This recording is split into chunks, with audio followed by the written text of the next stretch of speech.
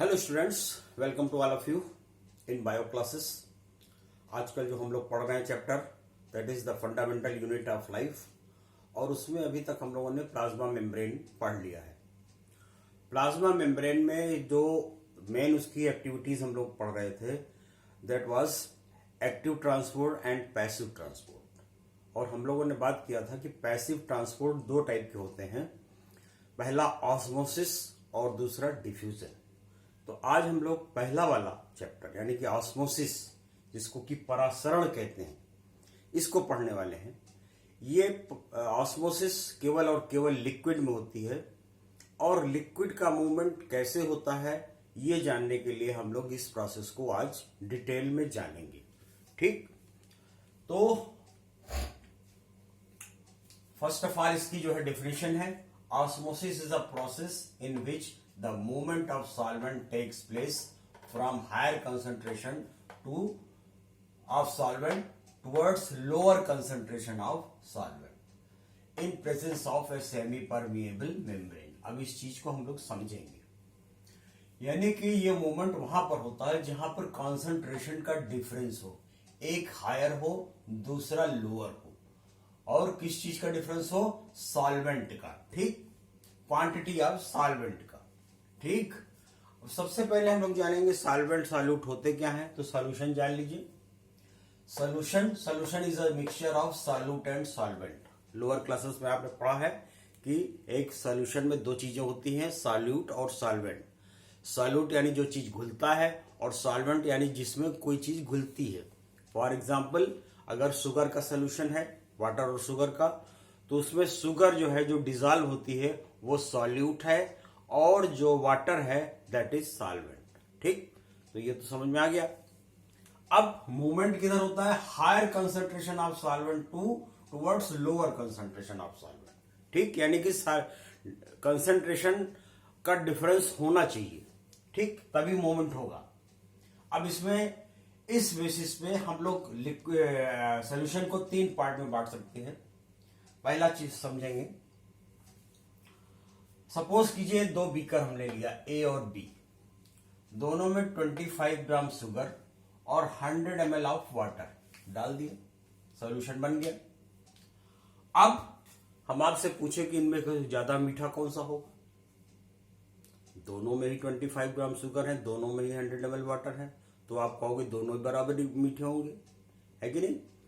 तो ऐसे सॉल्यूशन जहां पर कंसंट्रेशन का कोई डिफरेंस ना हो, यानी दोनों ही का ही कंसेंट्रेशन सेम हो, तो ऐसे सॉल्यूशन को क्या कहते हैं? Isotonic solution.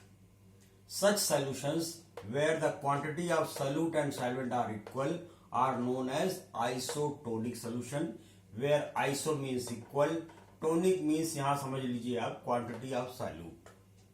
ठीक, अब ये तो हो गया आइसोटोनिक सॉल्यूशन।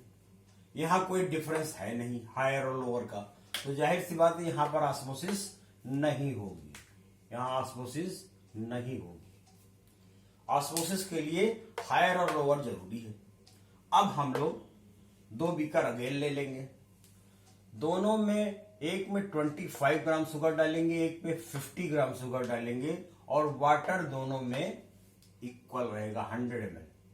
अब कौन सा मीठा होगा? तो आप कहोगे बी पार्ट, बी ज्यादा मीठा होगा क्योंकि उसमें सॉल्यूट ज्यादा है। अब सॉल्यूट ज्यादा है तो जाहिर सी बात है सॉल्वेंट इससे कम होगा।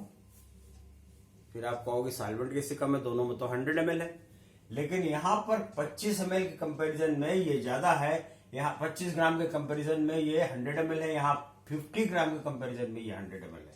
यानी कि कंसंट्रेशन ऑफ सॉल्वेंट यहां पर हाई है और यहां पर लो है।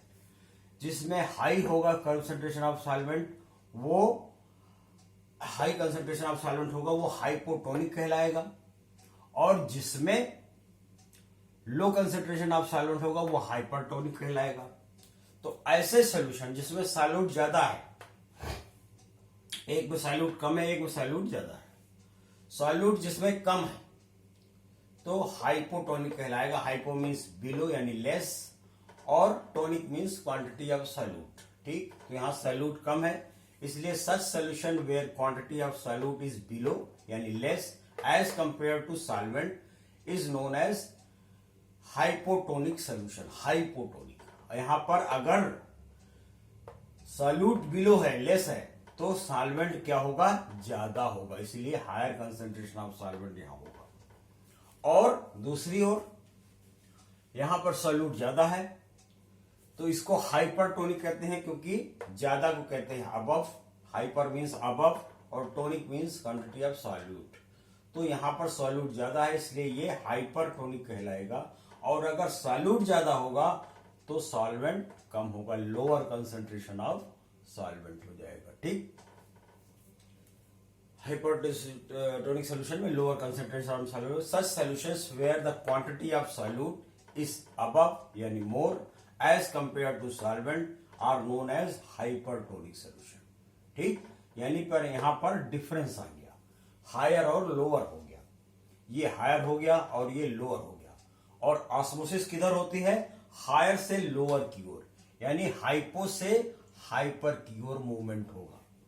हाइपो से हाइपर की ओर मूवमेंट होगा सॉल्वेंट का। ठीक, अब इसको यहां पर फिर से एक बार देख लेते हैं। यहां लो कंसंट्रेशन ऑफ सॉल्यूट है और हाई कंसंट्रेशन ऑफ सॉल्वेंट है। यहां हाई कंसंट्रेशन ऑफ सॉल्यूट है और यहां लो कंसंट्रेशन ऑफ सॉल्वेंट है। तो हमेशा हाई कंसंट्रेशन ऑफ सॉल्वेंट से लो कंसंट्रेशन ऑफ सॉल्वेंट की ओर मूवमेंट होगा और इसी को ऑस्मोसिस कहते हैं। अब इन दोनों को, ए को और बी को, यानी हाइपो को और हाइपर को, एक साइड में हाइपो ले लिया, एक साइड में हाइपर ले लिया, तो हमने बताया कि हमेशा मूवमेंट हाइपो से हाइपर की ओर होगा, यानी ए से बी की ओर मूवमेंट होगा इन presence of a semi permeable membrane. ये मस्ट है, ये मूवमेंट तभी होगा जब बीच में एक सेमी परमिएबल या सिलेक्टिवली परमिएबल मेम्ब्रेन होगी, तभी मूवमेंट होगा। ठीक, तो ये प्रोसेस, तो फिर से एक बार देख लीजिए। Osmosis is a process in which the movement of solvent takes place from higher concentration of solvent towards lower concentration of solvent in presence of a semi permeable membrane. I think it is clear to all of you. ठीक, हमेशा और हमेशा movement होगा किधर से, hypo से hyper की ओर, यानी हाइपो मीन्स जिधर सॉल्वेंट ज्यादा है और हाइपर की ओर किसको, जिधर सॉल्वेंट कम है। और ये कब तक मूवमेंट होगा, जब तक कि दोनों का कंसंट्रेशन इक्वल ना हो जाए। जब तक इक्वल नहीं होगा तब तक ये होता रहेगा। ठीक, और इसी प्रोसेस को कहते हैं ऑस्मोसिस या परासरण। ठीक, अब ऑस्मोसिस के टाइप्स, ऑस्मोसिस भी दो टाइप की होती है।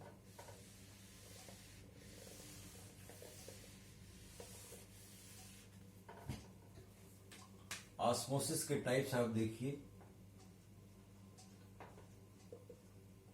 तो ये दो टाइप की होती है।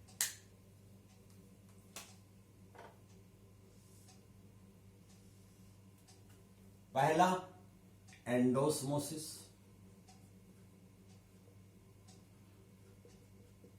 और दूसरा एक्सोस्मोसिस। एंडो मीन्स होता है इनसाइड और एक्सो मीन्स होता है आउटसाइड। अगर सेल के अंदर सॉल्वेंट का मूवमेंट हो, वाटर का मूवमेंट हो, तो वो इनसाइड सेल होगी और एंडोस्मोसिस होगी। और यहां पर सेल के बाहर अगर मूवमेंट हो तो इसको एक्सोस्मोसिस या आउटसाइड ऑस्मोसिस कहेंगे। ठीक, अब इसको समझने के लिए हम लोग एग्जाम्पल लेंगे। फॉर एग्जाम्पल, एक बीकर लिया, इसमें एक रेजिन डाल दिया, किशमिश, रेजिन यानी कि किशमिश, और वाटर से इसको फुल कर दिया।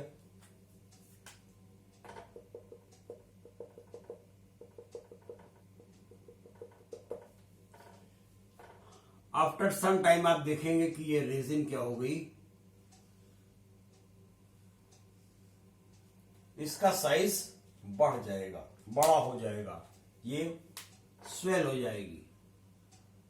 ठीक, ये रेजिन स्वोलन हो जाएगी।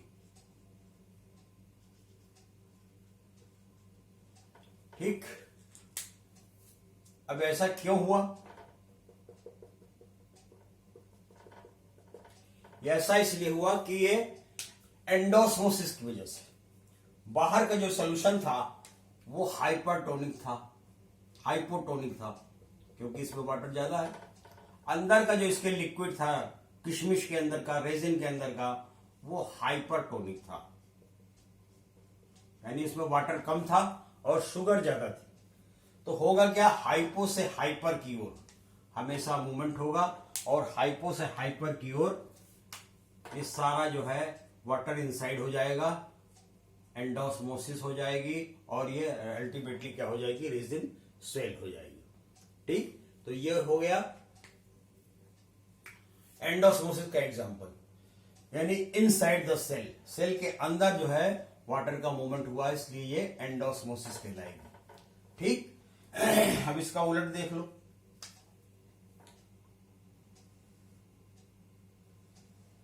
एक बीकर अगेन ले लीजिए, इसमें एक ग्रेप डाल दीजिए, अंगूर, ग्रेप, अंगूर, और इसको भर दीजिए कंसंट्रेटेड शुगर सॉल्यूशन के, चीनी के शीरे से। जैसे जलेबी का शीरा होता है, गुलाब जामुन का शीरा होता है, कंसंट्रेटेड शुगर सॉल्यूशन,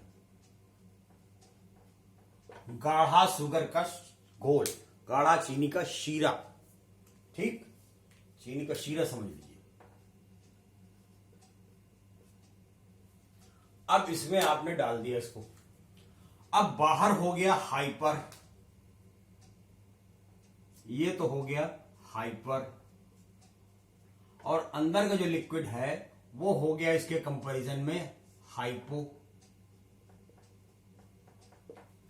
ठीक, और हमेशा ऑस्मोसिस आप जानते हैं कि हाइपो से हाइपर की ओर हो, अंदर हाइपो है, बाहर हाइपर है, तो हाइपो से हाइपर की ओर होती है।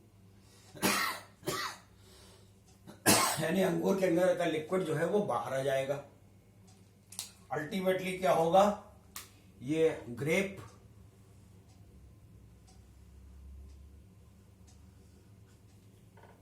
प्लाज्मोलाइज्ड हो जाएगी। क्या हो जाएगी, प्लाज्मोलाइज्ड, यानी पिचक जाएगी, श्रिंक कर जाएगी। क्यों? क्योंकि एग्जॉस्मोसिस हो गई इसके अंदर, इनके अंदर क्या लिक्विड बाहर आ गया, और ये सेल श्रिंक कर गई।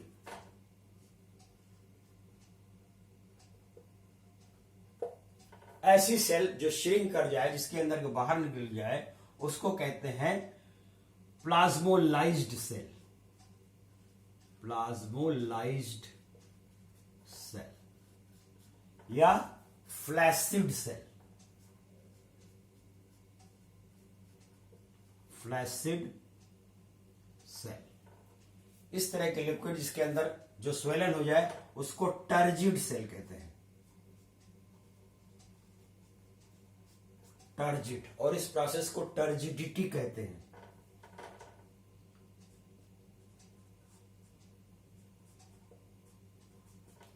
और इस प्रोसेस को कहते हैं प्लाज्मोलिसिस,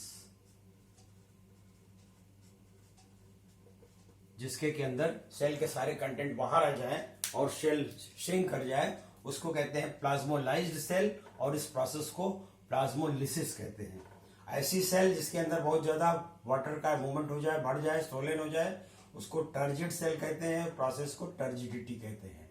ठीक, तो ये दो टाइप के ऑस्मोसिस होते हैं। इसके वेरियस एग्जाम्पल आपको देखने को लगते हैं। जिस चीज को पानी में आप सोक करते हैं वो सोलन हो जाती है बिकॉज ऑफ एंडोस्मोसिस। आप रेस्टोरेंट जाते हैं वहां वेटर आपको एक सैलेड की प्लेट ला के देता है, उस पर वो साल्ट को स्प्रिंकल नहीं करता, बल्कि ये काम आप खुद ही करते हैं। और जब करते हैं तो उसके बाद क्या हो जाती है, जो पूरी सैलेड की प्लेट हो जाती है वो फुल ऑफ वाटर हो जाती है। क्यों? Because of exosmosis. अब ये हुआ कैसे? सपोज कीजिए ये खीरे का गार्ड का एक स्लाइस है, ठीक, आपने इसके ऊपर साल्ट स्प्रिंकल कर दिया। अब जो थोड़ा बहुत वाटर था इसके साथ इसने एक हाइपरटोनिक सॉल्यूशन बना लिया, और अंदर जो वाटर है इस खीरे के अंदर वो हाइपो हो गया, और जाहिर सी बात है फिर सारा का सारा मूवमेंट बाहर की ओर हो जाएगा, हाइपो से हाइपर की ओर वाटर बाहर आ जाएगा और सैलेड की प्लेट फुल ऑफ वाटर हो जाएगी। ठीक। घर में पिकल्स बनते हैं, अचार बनते हैं, उसमें जरूरत से ज्यादा साल्ट डाला जाता है। क्यों? क्योंकि साल्ट का एक ऑयल के साथ कंसंट्रेटेड सोल्यूशन, हाइपरटोनिक सोल्यूशन बन जाता है। इसके बाद अगर बैक्टीरिया उसके अंदर इन्वेट करता है तो बैक्टीरियल सेल के अंदर का जो कंटेंट है वो बाहर आ जाता है थ्रू ऑस्मोसिस, और अल्टीमेटली वो बैक्टीरिया डेड हो जाती है। तो और आपका अचार सेव हो जाता है, खराब नहीं होता। ठीक। तो ये प्रोसेस हुई ऑस्मोसिस की, इसको कहते हैं परासरण। ऑस्मोसिस में हम लोगों ने पढ़ा इसकी डेफिनेशन, आइसोटोनिक, हाइपरटोनिक और हाइपोटोनिक सॉल्यूशन। इसके अलावा हम लोगों ने दो तरह की ऑस्मोसिस पढ़ी, एंडोस्मोसिस, एक्सोस्मोसिस, और ये भी जाना कि टर्जिडिटी क्या होती है, फ्लैसिड क्या होता है, प्लाज्मोलिसिस क्या होती है, प्लाज्मोलाइज सेल क्या होता है। ठीक। So this is more than sufficient for you. Thank you very much.